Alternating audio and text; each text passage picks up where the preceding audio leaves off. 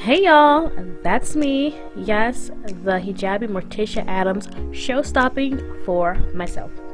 My name is Khadeejah, and I'm your average small town girl with 7 kids, and oh yeah, I've never been kissed. But don't worry, I'm going to tell you guys all about it. So please come along with me on my journey as I put myself out there, trying to discover if there is a man out there who is worthy of kissing Khadeejah. After marriage, of course.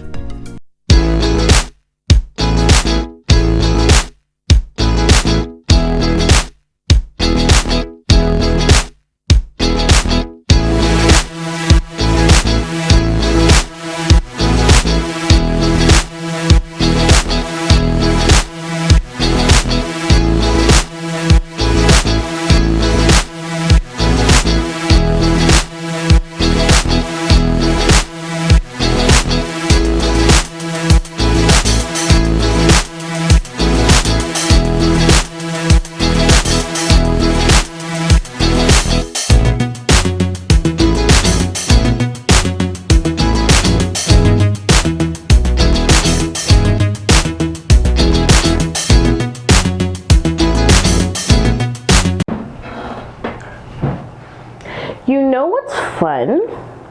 Fun is when you go onto a Muslim matrimony app and you see tons of black and white and Latino men having in their profile that they are looking for Middle Eastern and Asian women only.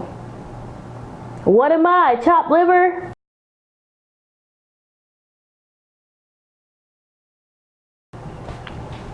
Assalamu alaikum wa rahmatullahi wa barakatuh. Welcome to another episode of Kiss Khadeejah. I am Khadeejah. So today's episode we're going to be talking about my experiences being a black woman and trying to find someone in a very prejudiced kind of society. I just want to make a disclaimer. I know that all Indian men, all Pakistani men, all Middle Eastern men, they're not all racist. They're not all against marrying a black person. They're not all against marrying outside of the race. Okay, now that that's out of the way, I'm just talking from my experiences and experiences of people that I know. So for me, honestly, growing up, I had no idea how racist it was out there. I was always open to an interracial relationship. I was open to a non-interracial relationship. I was always open. And when I got older and I got to know the world a little bit, then I realized, well, snap. I guess it's slim pickings for me, and then the older I get, the pickings get slimmer and slimmer and slimmer. That whole saying, there's a lot of fish in the sea. Lies, I tell you. Okay, no, there's a lot of fish in the sea, but not they don't want me. I laugh about it because it's kind of so absurd that you kind of have to laugh about it. It's funny, but it's funny and sad at the same time, honestly, because it shouldn't be like this, and it is. From my experiences,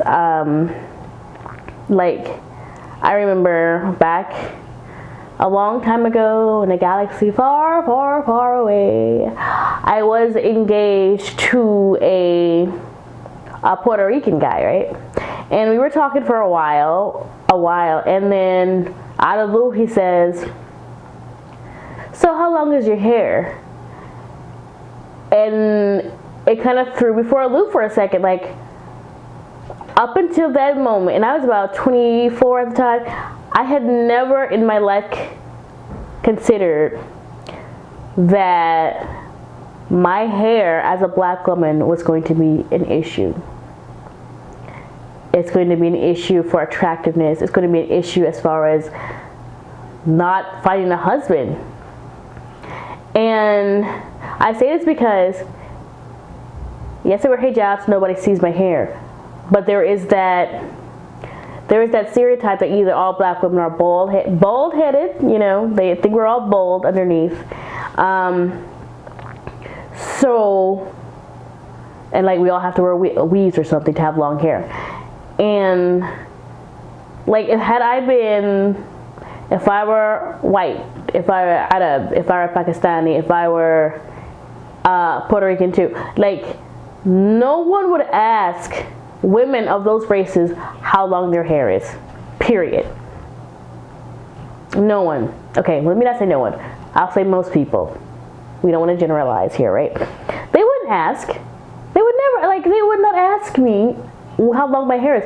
But because I'm black and there's a stereotype that we all don't have hair, they need to know what I'm working with, so they can know if they can actually put up with that. And that's just like, wow. Like, and don't get me wrong, people are entitled to be attracted to what they're attracted to, and I don't want to shame anyone for being attracted to what they're attracted to. However, if you meet someone and they are just checking off all the things on your list and you're like amazing to them, but because you're a particular race and have a particular hair texture, suddenly you're like you're not even a contender anymore. You're just completely not in there anymore. Like, I'm not even gonna lie, I have had a guy tell me I was perfect. Perfect. Like, his exact words was perfect. But not perfect enough to want to marry me, to want to be with me. And it's like, you know, it kind of hurts a little. Like, dang, like, dang, like, I don't even have the words to describe how it feels, you know? Like, you go out there, you try to be a good person, you treat people with kindness and respect, and, you know, you meet a guy, you're talking to them, and, you know, you're having this chemistry, and then it's like, oh, see, the problem is, oh, I can't really put up with your hair. Like, I've never been told that directly, but I've had people say, you know, they've talked to guys, and the guys are like, you know, you're great and everything, but I just can't put up with, you know, black people hair. Like, wow. And it's sad, and honestly it's a little bit hurtful, but what can you do? I can't do nothing about that. It is what it is. I can't make someone like understand and respect my natural beauty. I can't do that. And at the end of the day, if you don't want it, you're missing out. I have had the statement, you know, you're the perfect skin tone.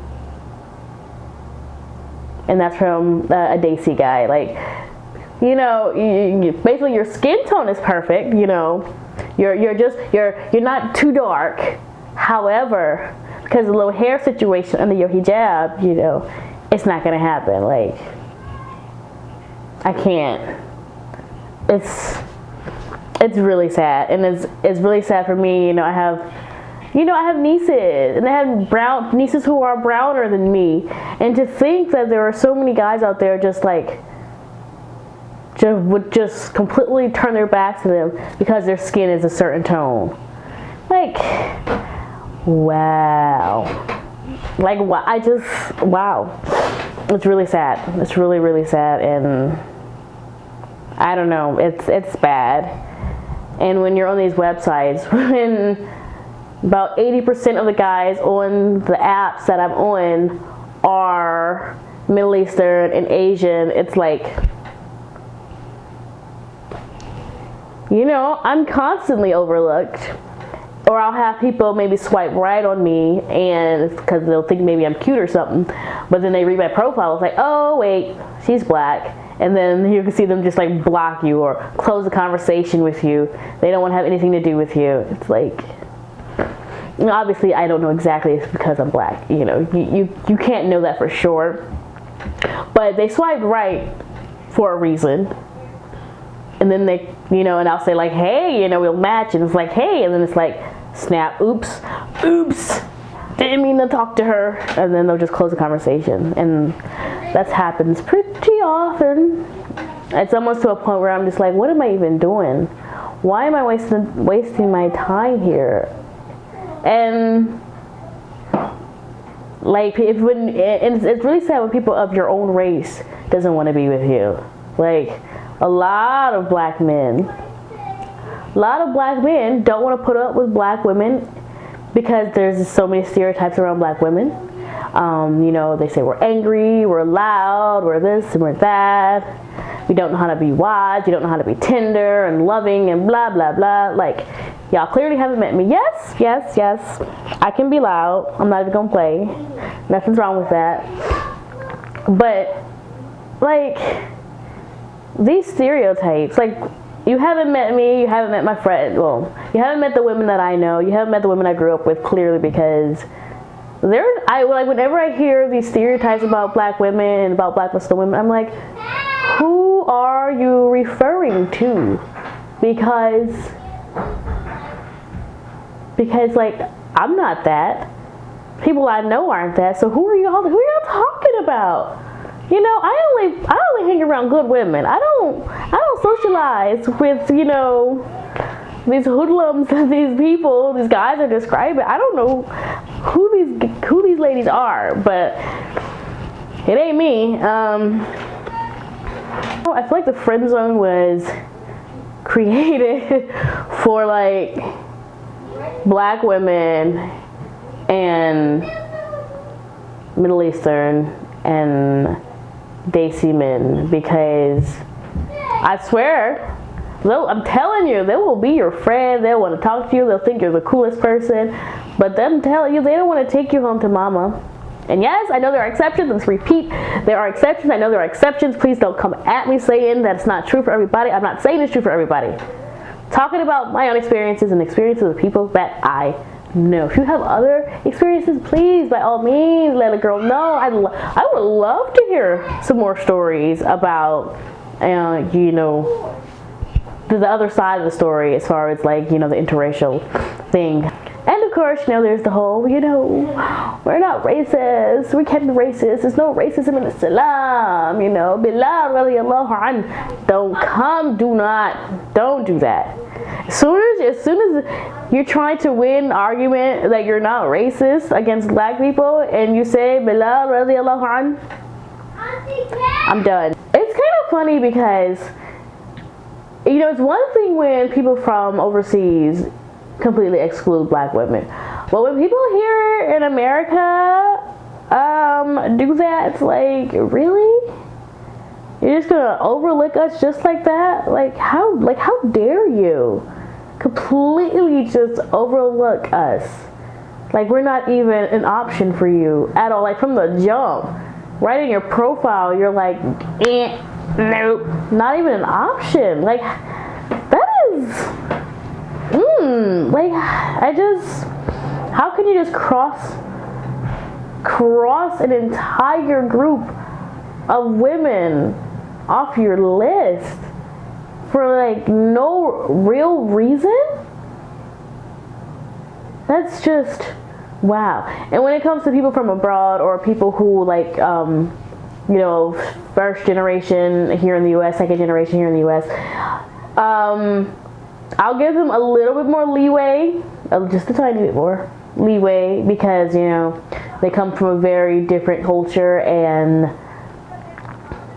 it's a little bit different, and there's like a learning curve where, you know, there's like a misunderstanding, and there are a lot of stereotypes surrounding black women.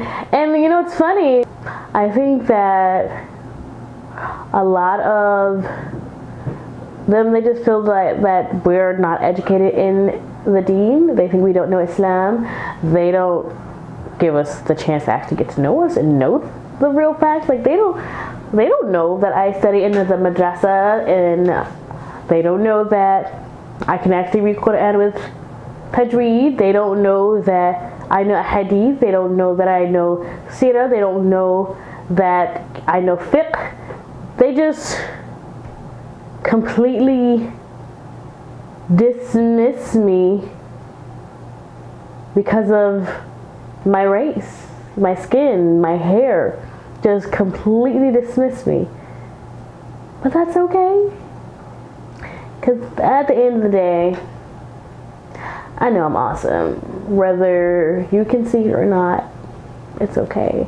So my black ladies, my black sisters, like if you're out there, you're struggling, or not even black, to all my sisters out there who don't fit into the Muslim category, who people overlook because we're not like Indian or Pakistani or Arab, all those people who overlook us and who don't see us as Muslim enough.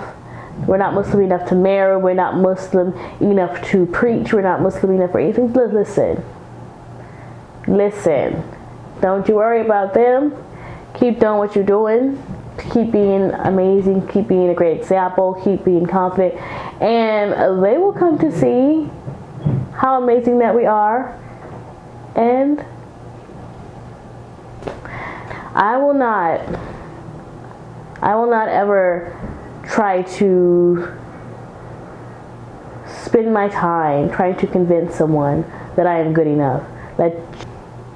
Now, having said all that, if you have not had the opportunity to go to madrasa and study, don't feel like you're still not any less. You're not any less than me, and you're not any less valuable as a candidate for marriage. So don't even worry about that. They're tripping at the end of the day. They're out there tripping and they're missing out on some fabulousness. Okay?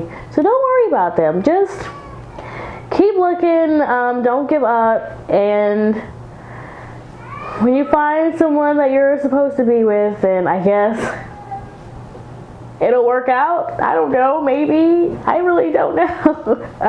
It's like the blind leading the blind here, because honestly, I'm not sure of anything. But I do know that I'm going to keep on this journey, and I'm going to keep sharing my journey with you.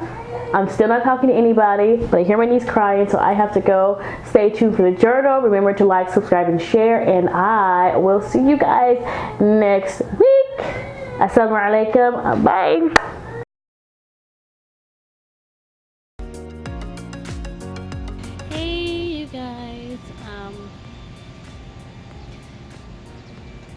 Another week, another journal. So earlier this week, someone I knew passed away, and it just got me to really, it impacted me in a couple ways, but with regards to the show, and like relationships and stuff, it just made me realize how short life can be, and like at any moment anyone can be struck with an illness, or get hurt or injured and just leave this earth. Nobody knows when their time is. Some of us can reach old age, some of us may not, and we don't know when our time is. So we have to make the use of the time that we have. So, like, not everybody understands why I'm going on this journey, and, like, I don't know when my time's going to come. So, while there's some work I still need to do in my own personal life, I'm not going to wait till everything is perfect before I try to, find someone, because, who knows if I have that time to waste. And another way it impacted me was that I think about my mom, because the lady who passed away, she was a pioneer in the Muslim community that I'm a part of, but I'm sort of a part of. And so she was older. And anyway, I think about my mom, and like, I want my mother to see me in a happy, healthy, loving relationship before she leaves this earth. Now, obviously, I don't know. I mean, who knows? I could pass before she does. Allahu A'lam. Nobody knows who's gonna go first. But I'm just saying, like, I want her to see me in that situation, like a good, positive, healthy relationship. I want her, I'm her youngest daughter, and she has seen her daughters go through a lot of hardship and struggles at the hands of men. And like, she'll never say it, but I know that she would want me not to have to suffer at the hands of a man, and she would want me to have a happy marriage. And I want to give that to her while I can, while she's still here, while I'm still here. And yeah, I mean, obviously, you don't want to get in a relationship for somebody else, but you know what I mean. Like, I want her to see that. I want her to see it. I want her to witness it. I want her to feel it. I want her to know that I am undeniably loved and cared for and accepted, and that she doesn't ever have to worry about me, because I know that would be important to her. So yeah, that's what's on my mind right now. Oh my god, the sun just came through. So you guys have a great day, and I will see you guys later. Assalamualaikum, bye.